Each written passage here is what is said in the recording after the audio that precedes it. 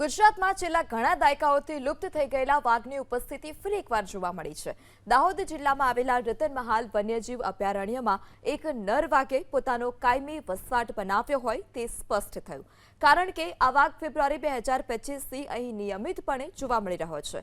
આ સાથે જ ગુજરાત એવું પ્રથમ રાજ્ય બન્યું છે કે જ્યાં સિંહ અને વાઘ બંને પ્રાણીઓનો વસવાટ હોય, જે ગુજરાતના ઇતિહાસમાં વાઘનો સૌથી લાંબો સમયગાળો છે। વન વિભાગ માટે આ એક મોટી સફળતા છે, આ સાથે પડકાર પણ છે। વન વિભાગના અધિકારીઓના મતે આ વાઘને કોઈ પ્રોજેક્ટ હેઠળ લાવવામાં નથી આવ્યો।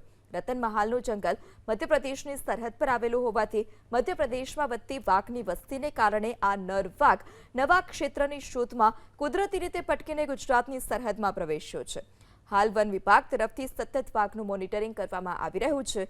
વર્ષ 2019માં પણ મહીસાગર જિલ્લામાં એક વાઘ જોવા મળ્યો હતો, જે મધ્યપ્રદેશના રાતાપાની અભયારણ્યમાંથી આવ્યો હતો, પરંતુ 20 દિવસમાં જ ખોરાકની અછતને કારણે તે મૃત્યુ પામ્યો।